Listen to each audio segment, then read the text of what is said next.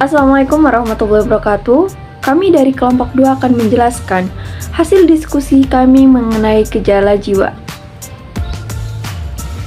Pertama, saya akan memperkenalkan anggota dari kelompok kami. Yang pertama, saya sendiri Nurul Hidayati, NPM 2107.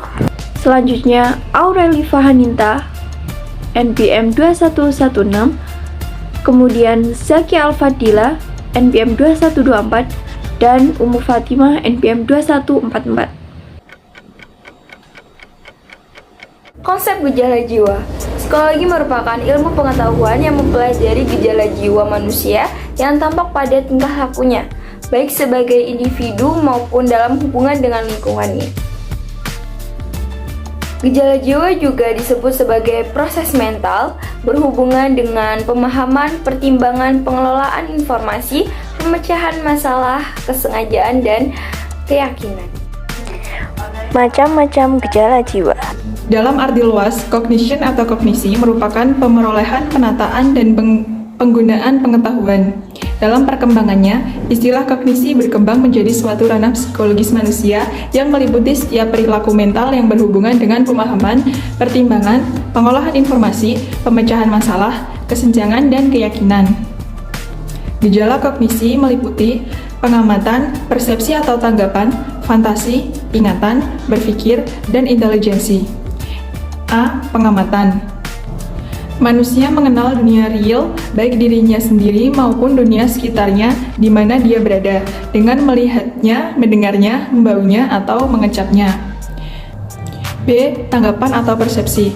Tanggapan adalah sebagai bayangan yang tinggal dalam ingatan setelah kita melakukan pengamatan.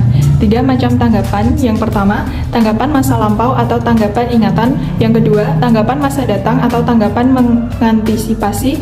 Yang ketiga, tanggapan masa kini atau tanggapan representatif atau tanggapan mengimajinasikan. Definisi persepsi menurut Kamus Besar Bahasa Indonesia adalah tanggapan atau penerimaan langsung dari suatu atau proses seseorang mengetahui beberapa hal melalui panca inderanya. Persepsi menurut Davidoff dalam Walgito 1997 adalah stimulus yang diindera oleh individu diorganisasikan, kemudian diinterpretasikan sehingga individu sadar mengerti tentang apa yang diinderakan. Individu dapat mengadakan persepsi jika adanya objek, alat indera atau reseptor, dan perhatian. C. Fantasi. Menurut Surya Brata 2004, 39-42, fantasi adalah sebagai daya untuk membentuk tanggapan-tanggapan baru dengan pertolongan tanggapan-tanggapan yang sudah ada, dan tanggapan baru itu tidak harus sesuai dengan benda-benda yang ada, atau sebagai fungsi yang memungkinkan manusia untuk berorientasi dalam alam imajinasi melampaui dunia real. Fantasi tak disadari adalah fantasi yang terjadi dengan tak sengaja. Sedangkan fantasi yang disadari adalah fantasi yang terjadi dengan disengaja. D. Daya ingat atau mengingat. Mengingat merupakan aktivitas penarikan kembali terhadap informasi yang pernah diterimanya. Mengingat meliputi 3 proses, yaitu memasukkan atau learning, imprinting, menyimpan atau retention, storage, dan mengeluarkan kembali atau memproduksi kembali atau remembering, retrieval. E. Berpikir. Secara sederhana, berpikir adalah memproses informasi secara mental atau secara kognitif. Secara lebih formal, berpikir adalah susunan ulang atau manipulasi kognitif baik informasi dari lingkungan maupun simbol-simbol yang tersimpan dalam long-term memory. Jadi, berpikir adalah sebuah representasi simbol dari beberapa peristiwa atau item. Definisi yang paling umum dari berpikir adalah berkembangnya ide dan konsep. Menurut Bochensky dalam Sutria Sumantri 1983-52 di dalam diri seseorang. Berpikir adalah manipulasi atau mengelola dan mentransformasi informasi dalam memori. Ini sering dilakukan untuk membentuk konsep, bernalar, dan berpikir secara kritis, membuat keputusan, berpikir kreatif, dan memecahkan masalah.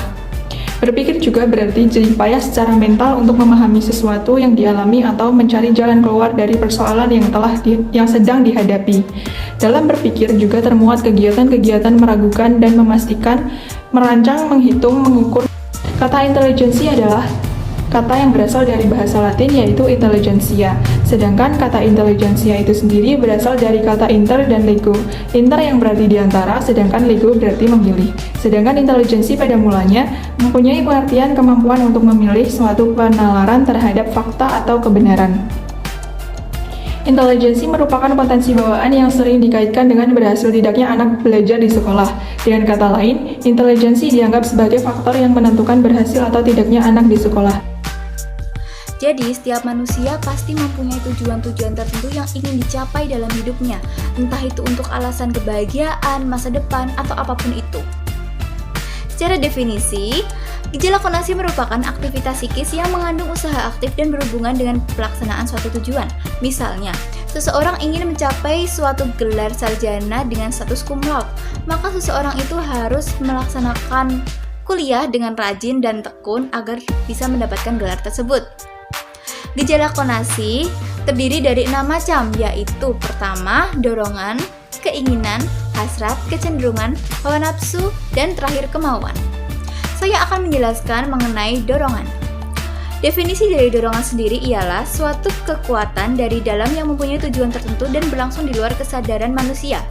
Dorongan ini dibedakan menjadi 2, yakni dorongan nafsu dan dorongan rohaniah. Yang berikutnya adalah keinginan. Keinginan yaitu nafsu yang telah mempunyai arah tertentu dan tujuan tertentu. Misalnya, nafsu untuk makan menimbulkan keinginan untuk makan sesuatu. Nafsu untuk kegiatan menimbulkan keinginan untuk melakukan sesuatu, dan lain sebagainya. Yang berikutnya adalah hasrat. Hasrat ialah suatu keinginan tertentu yang dapat diulang-ulang. Adapun ciri-ciri hasrat yaitu, hasrat merupakan motor penggerak perbuatan dari kelakuan manusia. Hasrat berhubungan erat dengan tujuan tertentu, baik positif maupun negatif. Hasrat selamanya tidak terpisah dari gejala mengenal atau kognisi dan perasaan atau emosi. Dengan kata lain, hasrat tidak dapat dipisah dengan pekerjaan jiwa yang lain. Hasrat diarahkan kepada penyelenggara suatu tujuan. Yang berikutnya adalah kecenderungan. Kecenderungan adalah keinginan-keinginan yang sering muncul atau timbul. Kecenderungan sama dengan kecondongan yang merupakan hasrat aktif yang menyuruh kita agar lekas bertindak. Hal ini dapat menimbulkan dasar kegemaran terhadap sesuatu. Yang berikutnya adalah hawa nafsu. Hawa nafsu adalah sebuah perasaan atau kekuatan emosional yang besar dalam diri seorang manusia, berkaitan secara langsung dengan pemikiran atau fantasi seseorang. Yang terakhir adalah kemauan. Kemauan seseorang bisa timbul karena motif atau dorongan. Tumbuhnya dorongan karena memiliki tujuan, dan dengan kemauan kuat dapat meminimalkan kemalasan. Sebagai contoh, adanya kemauan kuat untuk hidup berkecukupan, sehat, dan bahagia menjadikan orang melakukan ikhtiar dengan berbagai cara untuk mewujudkannya. Baik, yang ketiga adalah gejala jiwa emosi atau perasaan. Perasaan termasuk gejala jiwa yang dimiliki oleh semua orang dan tingkatannya tidak sama. Perasaan tidak termasuk gejala mengenal, walaupun demikian, perasaan sering juga berhubungan dengan gejala mengenali. Jenis-jenis emosi atau perasaan itu dibagi menjadi 2. Yang pertama ada perasaan jasmania dan yang kedua ada perasaan rohaniah. Perasaan jasmaniah itu sendiri adalah jenis perasaan yang sering pula disebut perasaan tingkat rendah. Dan perasaan ini dibagi menjadi 2, yaitu perasaan sensoris, perasaan yang berhubungan dengan stimulus terhadap indera, misalnya dingin, hangat, pahit, asam, dan sebagainya. Dan yang kedua adalah perasaan vital, yaitu perasaan yang berhubungan dengan kondisi jasmaniah pada umumnya, misalnya lelah, lesu, lemah, letih, segar, sehat, dan sebagainya. Sedangkan perasaan rohaniah itu sendiri sering pula disebut sebagai perasaan luhur atau perasaan tingkat tinggi. Perasaan ini dibagi menjadi beberapa bagian. Yang pertama ada perasaan intelektual, yaitu perasaan yang berhubungan dengan kesanggupan intelektual dalam mengatasi suatu masalah, misalnya senang atau pas ketika berhasil. Perasaan intelektual filosofi Perasaan rohaniah sering pula disebut sebagai perasaan luhur atau perasaan tingkat tinggi. Perasaan ini dibagi menjadi beberapa jenis. Yang pertama ada perasaan intelektual, yaitu perasaan yang berhubungan dengan kesanggupan intelektual dalam mengatasi suatu masalah. Yang kedua ada perasaan kesusilaan atau etis, yaitu perasaan yang berhubungan dengan baik atau buruk atau norma. Misalnya puas ketika mampu melakukan hal yang baik atau menyesal ketika melakukan hal yang tidak baik. Yang ketiga ada perasaan estetis atau keindahan, yaitu perasaan yang berhubungan dengan penghayatan dan apresiasi tentang sesuatu yang indah atau tidak indah. Perasaan ini akan timbul jika seseorang mengamati sesuatu yang indah. Kemudian perasaan sosial. Perasaan sosial atau kemasyarakatan, yaitu perasaan yang cenderung untuk mengikatkan diri dengan orang-orang lain, misalnya perasaan cinta sesama manusia, rasa ingin bergaul, ingin menolong, rasa simpati, setia kawan, dan sebagainya. Kemudian perasaan harga diri, yaitu perasaan yang berhubungan dengan penghargaan diri seseorang, misalnya senang, puas, dan bangga akibat adanya pengakuan dan penghargaan dari orang lain atau sebaliknya. Kemudian perasaan ketuhanan atau religius, yaitu perasaan yang berkaitan dengan kekuasaan dan eksistensi dari Tuhan. Manusia merupakan satu-satunya yang dianugerahkan perasaan ini oleh Tuhan. Perasaan ini digolongkan pada peristiwa psikis yang paling luhur dan mulia. Menurut pandangan filsafat ketuhanan teologi, manusia disebut homo divinane, yaitu manusia senantiasa memiliki kepercayaan terhadap Tuhan dan hal-hal yang bersifat gaib. Yang selanjutnya adalah gejala jiwa campuran. Gejala jiwa campuran meliputi perhatian, sugesti, dan kelelahan. Perhatian.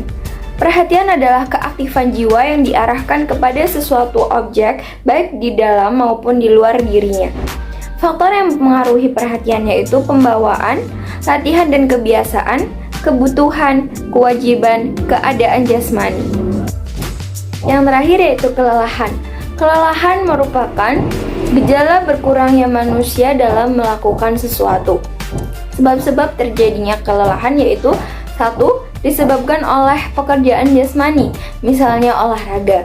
Yang kedua yaitu disebabkan karena pekerjaan jiwa, contohnya memikirkan masalah yang sulit dan pelik. Sekian dari kelompok kami. Terima kasih telah menonton. Wassalamualaikum warahmatullahi wabarakatuh.